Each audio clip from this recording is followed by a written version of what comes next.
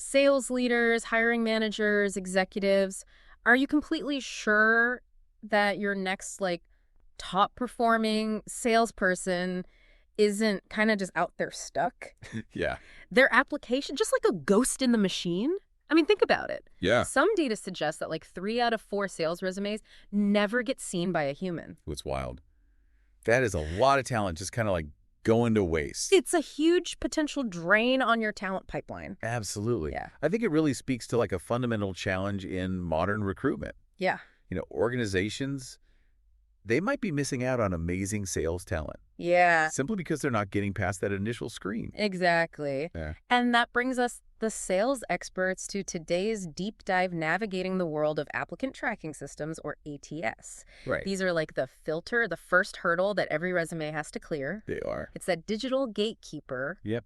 Yep. Yep. Deciding who's going to move forward and who's not. That's a really good way to put it. Yeah. And just like any gatekeeper, Mm. I mean, they operate based on a specific set of rules and criteria. Yeah. Our goal today is to give you the strategies, the insights to really work with these systems effectively. Right. Make sure that those amazing sales candidates make it through to you. To a human. To a human, exactly. Yeah. And we've looked at some really interesting resources, Yeah. About how to do this effectively. Yeah.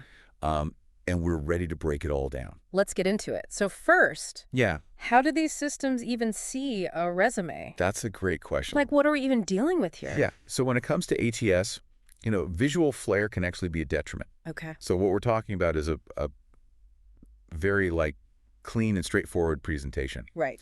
So think professional readability, but for software. Okay. That makes sense. The ATS works by parsing your resume, Okay. which is essentially reading and interpreting the text. Okay. And complex formatting elements can actually confuse this process. Got it. So things like flashy graphics, stay away from those that don't translate well. Right. And also avoid tables because their two-dimensional structure can jumble the information. So ditch the tables and fancy fonts. Right. Got it.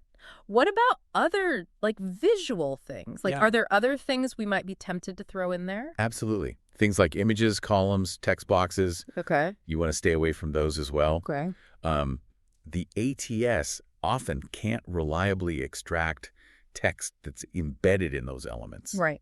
Which means important information could be missed. Yeah. So keep it simple, keep it clear headings like experience, skills, and education. So it's really about keeping it scannable for the software. Exactly. Okay. Yeah. What about the nuts and bolts of the text itself? Yeah, so use standard fonts, Okay. widely recognized ones like Arial Calibri Times New Roman. Okay. Keep the font size between 10 and 12 points Okay. for optimal readability. Got it. And then this is a key technical point. Saving your resume as a PDF is Right. generally the best bet Okay. because it preserves the formatting across systems. Right. However, always double-check that job posting Right. because if they specifically ask for a Word document, you want to give them that instead. Yeah, of course. Of course. Yeah. Okay, so we've got that formatting foundation. Yep. Let's talk about, I think, what really is the engine of getting through ATS. Right? And that's keywords. Keywords. This feels like this is how they decide It really is. who is a match and who isn't. Yeah, keywords are basically the essential skills, experience, industry-specific terms Okay. that the ATS is programmed to identify. Okay. And they're usually drawn from the language in the job description itself. Okay. You can think of them as the flags Okay. that signal to the ATS that a candidate has the required qualifications. So the sales experts out there, they really need to become forensic analysts of these job postings. What specific product knowledge do they mention? Yeah. What sales methodologies? Right. Those are the clues. Those are the clues. Absolutely. Cool. So we gotta really dive deep into these job descriptions. Yeah. But it's not just about throwing every keyword you can find on the resume, right? No, it's not. There's more nuance to it. There is, and that's called keyword stuffing. Right. And more sophisticated ATS systems can actually penalize for that. Wow. So you really want to make sure that it's a natural integration. Okay, so natural integration. Right. So we're talking weaving those keywords into the bullet points. Exactly. And definitely a skills section. Yes. Where they can fit organically. Right. So it should read well to a human. Yeah. But also be very keyword rich for the system. Absolutely. So for instance, instead of using a phrase like strong communicator, Yeah. you want to think about what are the specific sales communication skills that are relevant to this role. Right. So if the job mentions client presentations or negotiation, Yeah. use those phrases. Got it. Similarly, instead of just saying goal-oriented, you want to quantify your achievements with specific sales targets and results. Okay. So that specificity really makes a huge difference. It does. Okay. Yeah. Now, beyond just like mentioning those skills, Right. how do we make our experience stand out both to the ATS but also to the human who's going to look at it eventually? Yeah. So context is key. Right. And that often comes down to quantifying your achievements. Okay. So instead of just stating your responsibilities, you want to actually demonstrate the impact that you had. Okay. Yeah. Yeah. So for example, Yeah. instead of saying responsible for lead generation, Right. you might say generated 150 qualified leads in Q3, resulting in $500,000 in pipeline value. Right. So the difference between responsible for lead generation and generated X number of leads, which led to X number of dollars, Exactly. is immense. Huge. The numbers speak volumes, Numbers don't lie. and they provide concrete evidence Right. of your capabilities. They do. And ATS algorithms are increasingly designed to pick up on that. Okay. They want to see those measurable results. Yeah. It's tangible proof of your effectiveness. Right. Okay. So Yeah. building on that, let's talk about how we present those achievements. Right. Bullet points seem to be like the standard. They are. Are there best practices when it comes to bullet points and ATS? Absolutely. Okay. Bullet points are your friend because they create those nice scannable sections Okay. that both the ATS and recruiters love. Okay. So avoid big, dense paragraphs of text. Right. They're difficult for the ATS to parse accurately. Yeah. And frankly, most hiring managers don't have a ton of time Right. to spend on each resume. They want to get through them. Right. Short, impactful bullet points. Exactly. What should each bullet point focus on? Each bullet point should be concise, action-oriented, and ideally include a metric Okay. or a quantifiable result. Right. You know, Yeah. think short, powerful sentences, Okay. highlighting your contributions and their impact. Got it. Can you give us a quick, instead of this, write this Sure. example? Absolutely. Related to sales. So instead of saying, I worked with a team to increase sales, Right. you might try something like, collaborated with a 5-member sales team to implement a new CRM strategy, resulting in a 15% increase in monthly recurring revenue. Okay. You see how the second one is much more specific and results-driven. Right. Clarity and getting straight to the point is so crucial It is. for both the ATS and just like busy hiring team. Exactly. And use those clear, consistent headings. Okay. Like work experience, education skills. Yeah. Yeah. To really provide that structure. Structure is good. Yeah. But you mentioned this earlier. Yeah. But let's hammer this home. Okay. The professional email address. Yes. I love this point. It's a small detail, but it can really influence perception. If you have a really outdated, unprofessional email address, it can inadvertently make you seem less current, Yeah. like you're not detail-oriented. Right. And for those with less than 10 years of experience, Okay.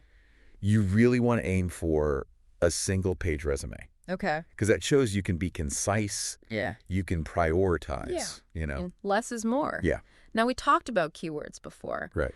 but let's really hammer home their importance. Yeah, they're absolutely vital Yeah. for getting past that initial ATS screening. Okay.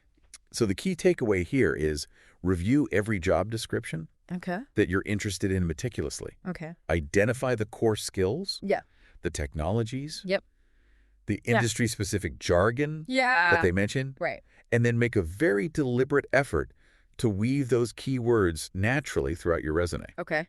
So don't list them in isolation. Integrate them into descriptions of your responsibilities, Yeah. your achievements, Yeah. your skill section, making sure they accurately reflect your expertise. Yeah. Love it. Yeah, So it's really about just meeting the system where it's at. right. Now, this is a question for no. Are there any absolute no-goes when it comes to ATS compatibility? There are. Like, what is the kryptonite? What is the kryptonite to these systems? What's going to kill it dead? So there are certain formatting elements that will almost guarantee problems. Okay. So we talked about tables, columns, text boxes before. Right. You want to stay away from those. Okay. Because the linear way that most ATS parse information can't really handle those structures. They just can't deal with it. Right. Okay. Definitely stay away from images, logos, graphics. Oh. I know they can look nice. Yeah, they look nice. But the ATS is primarily focused on text. They can't read it. You can't read it. Okay. Also, it's generally best practice to omit personal pronouns. Okay. Like I, me, my. Keep the language professional. Okay. Focused on accomplishments. Yeah. And use strong action verbs. Love it. Okay, so we've optimized our formatting. Right. We've strategically included our keywords. Yeah. What's the final step before we hit submit? Testing. Oh, testing. Testing is so important. Okay. So utilize those online ATS simulation tools. Okay. That we talked about, like JobScan, Résumé Skill Sensor. Yeah.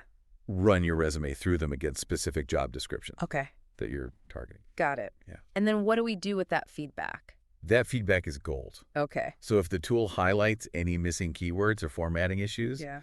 make those adjustments to your resume. Okay. It's all about fine-tuning Yeah. to maximize your chances of getting through. Gotcha. And once you're satisfied, you can hit send with a much greater confidence. Awesome. Now, we've talked a lot about what appeals to the robots. Right. We can't forget that a human is going to look at this resume. Of course. Is there any room to inject some personality There is. without sacrificing the ATS compatibility? There is, but it needs to be done very strategically. Okay. So avoid casual language or irrelevant personal details. Right.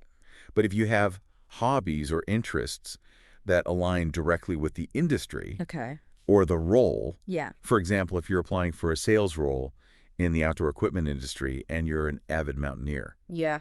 briefly mentioning that Okay. could help you create a connection, Got it. as long as it doesn't clutter the resume. Don't clutter. Right. What about those soft skills Yes. that are so critical to sales? Yeah. Like leadership problem solving. The best way to highlight those Yeah. is through your accomplishments Okay. in the experience bullet points. Okay. So instead of saying, I'm a strong leader, describe a situation Right. where you demonstrated leadership and achieved a positive outcome Yeah. for your team or your clients. Okay. Show, don't tell. Try, don't tell. I love that. Okay, so the sales experts. Yeah. Let's bring it all together. Okay.